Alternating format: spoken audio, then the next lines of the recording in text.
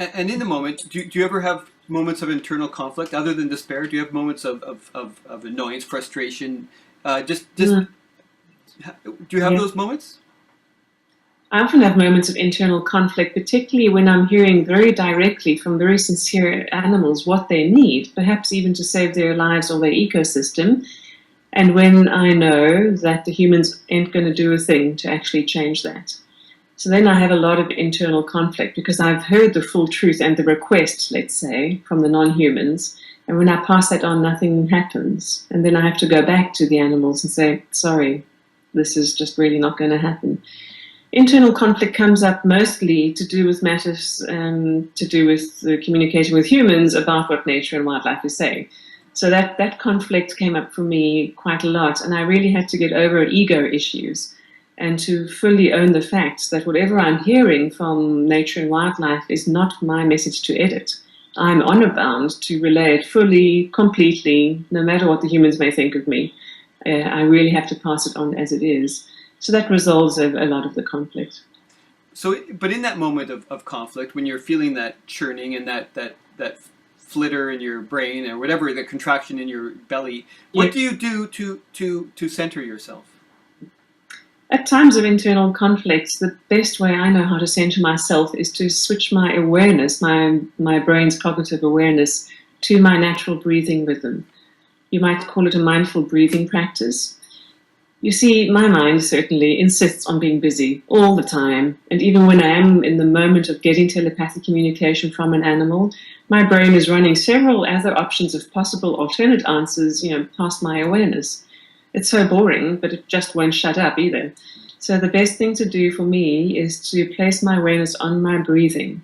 It's a way to almost trick the mind, to give the mind something to do. I say to my mind, seeing as you insist on being busy, why don't you just run along and watch my breathing, seeing as I'm doing that anyway, hopefully. And with the mind busy with the breathing, it's got less of a voice to interrupt me on a content level.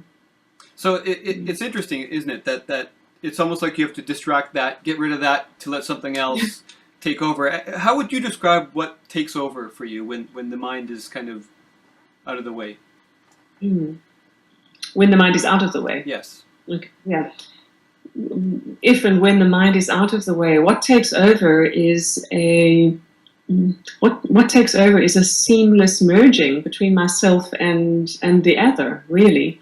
So usually a communication involves a subject and an object, and I'm communicating with you.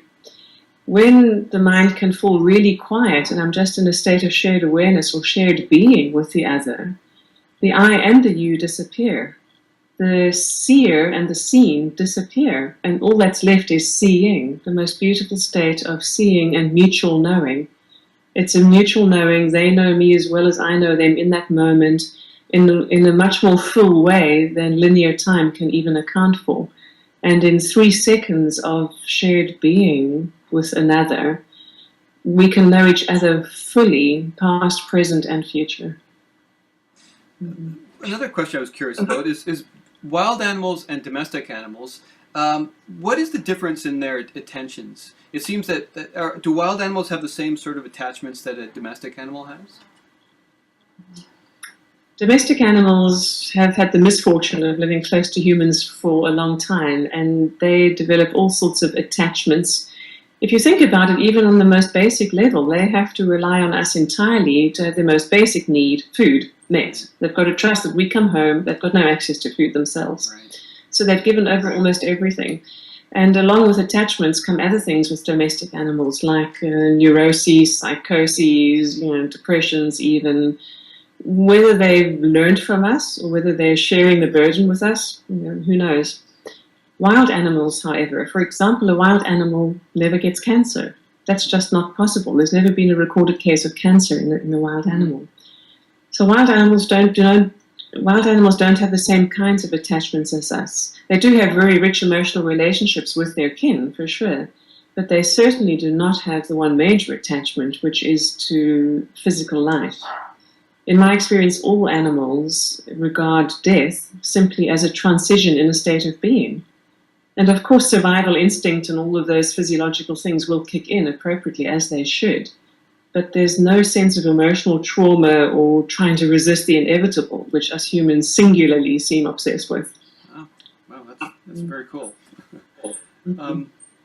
So, in your case, what would you say is the core value by which you measure your actions in the world? I don't know if it's a clear way of asking that question. What I'm trying to get at with people is what's your core value? It's a very good question. So feel into that for a moment.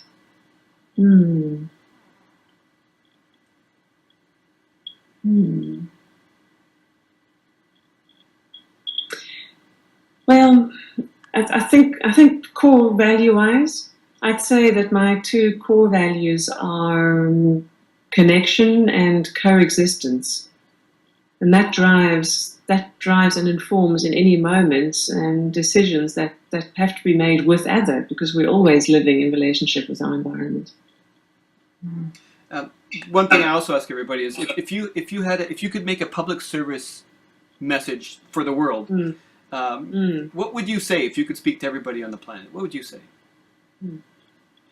If I could speak to everyone on the planet, I'd say lose your mind and come to your senses. Get out there, get into your five senses, feel the plants, sit quietly with a bird, and enjoy the sixth sense that will arise. Awesome. Thank you very much. There's one other aspect of this project. I hope you don't mind. This is Fabi's part of the project. There's a song that's involved with the project. Yes, I saw on the website. Yeah. So we were going to ask you if you would mind singing a line from the song. It's just like a bit of cognitive and audio dissonance in some cases. A lot of audio dissonance in my case. I'm so out of tune, but sure. Let's go for it. Awesome. Thank you. Here's Fabi again. Okay. Thank you. Thanks a lot. It's very easy. It goes like this. Oh, world. That's it. That's it. Sure. Do you want to hear it again? Yeah? Do, thank you. And then I'll follow you right away, so my ear is closer to the sound. Yeah, cool. Oh, world. Oh, world. Do it 2 more times, and then we'll have options and to fit it in with the rest of the singers. Yeah. Everybody's doing a little snippet. Do you want to sing it again? My cat's just come to join me, so this might be a good moment. That's kind of funny. A duet with your cat? Yeah. He likes the singing. He does, apparently. Exactly. He was going to give me a tail in my face right now. I'll do it one more time. Yeah. Yes. Okay. Oh, world. Oh, world. Oh, world. That's world. That's awesome. Black tail. I love the tail. Yeah. Thank you so much. Thank you very much, Anna. You're welcome. It was guys. really nice to speak with you. Likewise, we'll stay in touch. I look forward to the various versions of the finished product that are being built. Looks awesome so far. Yeah, cool. Great. Good. We'll let you know when the video's up and everything else. We'll let you know. Great. Thank you very much. Thank you. Thank you. Fabi, your patience with the process. Okay. Oh, and yours. Thank you. I'm sorry about all the difficulty, but it got done. It's okay. Yeah, cool. Thanks. Thank you so much. Bye. Thank you. Bye-bye. Bye. Cheers. Bye.